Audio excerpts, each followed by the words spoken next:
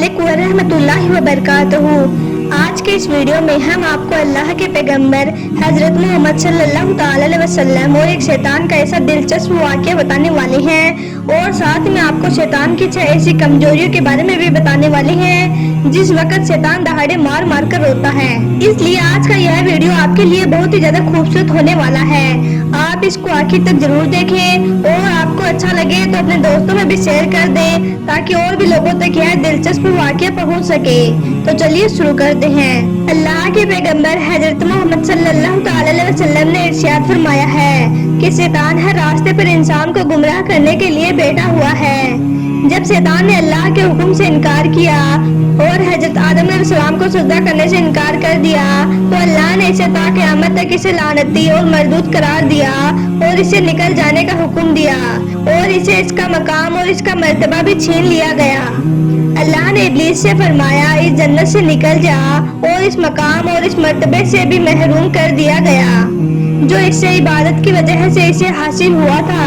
इसके तकब्बुर और हसद और नाफरमानी की वजह से इसे हमेशा के लिए मरदूद करार देकर इसे जिलात और लानत के साथ जमीन पर फेंक दिया गया।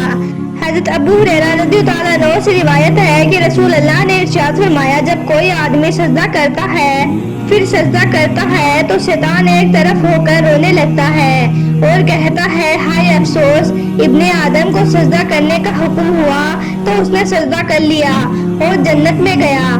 मुझे सजदा करने का हुक्म मिला था, मैंने नाफरमानी की थी और जहन्नम मिली। जब कोई शख्स अल्लाह की बारगाह में सजदा करता है तो ये वो अमल है जिसे देखकर शैतान की हाय तौबा शुरू हो जाती है और वो रोने और गिड़गिड़ाने लगता है। शैतान ने हुजूर को अपनी 6 कमजोरियां बताई। एक बार रसूल करीम ने शैतान को देखा जो बहुत लागर और कमजोर नजर आ रहा था। नबी करीम ने शैतान से पूछा तेरा ये हाल कैसे हो गया? शैतान ने कहा ए अल्लाह के रसूल, आपके उम्मत के 6 कामों से मैं परेशान हूँ।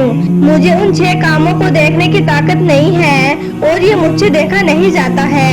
पहला, जब ये एक दूसरे से मिलते हैं और सलाम करते हैं। दूसरा, मुलाकात के बाद ये लोग मुसाफा हाथ मिलाना करते हैं। तीसरा, हर काम का इरादा करने से पहले इंशाअल्लाह कहते हैं। चौथा, जब इनसे कोई गुनाह हो जाता है तो फौरन तौबा कर लेते हैं।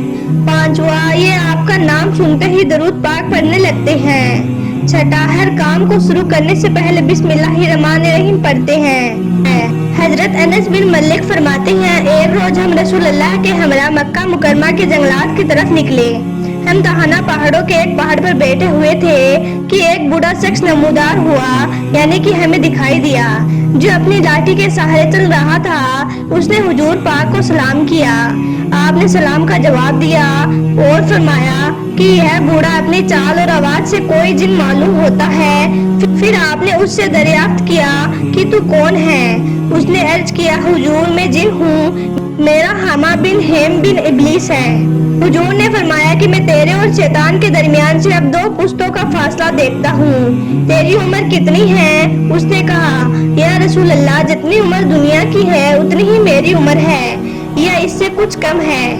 जिन दिनों हाबिल ने काबिल का कत्ल किया था उस वक्त मेरी उम्र चंद बरस की थी। मैं पहाड़ों में दौड़ता फिरता था और लोगों के दिलों में वसवसे डालता था। हुजूर ने फरमाया ये तो बहुत बुरा अमल था। उस जिन ने हुजूर से कहा मुझे मलामत मत फरमाइए क्योंकि मैं उन लोगों में से हूँ जो हजरत नूह अलैहिस्सलाम पर ईमान लाए थे और तौबा कर ली थी और दावत दिन के काम में उनका साथ दिया था और उन्हें राजी कर लिया था। उसके बाद वो जिन इतना रोया कि हम भी रोने लगे। उस जिन ने कहा कि अल्लाह की कसम मैं बहुत शर्मिंदा हूँ और मैं अल्लाह की पनाह मांगता हूँ इस बात से कि मैं काफिर रहूँ।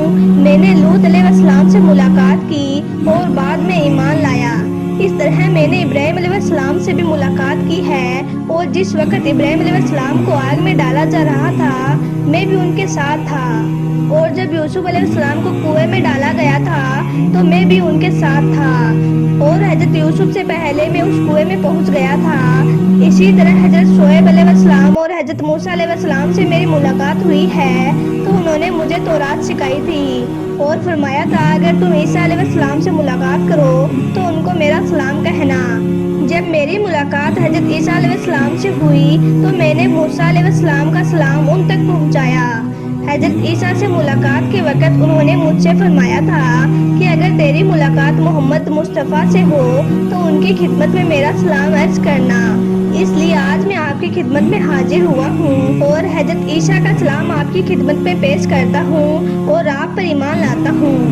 حضور پاک نے جب یہ پیغام سنا تو آپ کی آنکھوں میں آنسو آ گئے۔ آپ نے فرمایا عیسیٰ علیہ السلام پر سلام ہو اور اے اماں امانت پہنچانے کی وجہ سے تجھ پر بھی سلام ہو، تیری حاجت کیا ہے اے اماں؟ اس جن نے عرض کیا حضرت موسیٰ سے مجھے تورات سکھائی، حضرت عیسیٰ نے مجھے انجیل سکھائی تھی، بس آپ مجھے قرآن سکھا دیجئے۔ چنانچہ حضور نے اس جن کو قرآن پاک کی تعلیم فرمائی اور اس کے سورے واقعے قل واللہ احد سکھائی اور فرمایا ہما جس وقت تجھے کوئی حاجت ہو میرے پاس آ جانا اور ہم سے ملاقات نہ چھوڑنا۔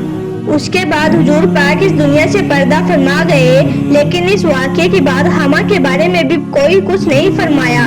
خدا جانے ہما اب بھی زندہ ہے یا مر گیا۔ یہ آیات الحیوان کتاب میں درج ہے اور اس کتاب سے اسے لیے گیا ہے اور 521 اور 22 پر یہ درج ہے۔ امید کرتی ہوں آج کا ہمارا یہ ویڈیو آپ کو اچھا لگا ہوگا۔ اگر ذرا بھی پسند آئی تو اسے ایک لائک کر کے اپنے دوستوں میں شیئر ضرور کر دینا۔ آپ کا ویڈیو دیکھنے کے لیے بہت بہت شکریہ۔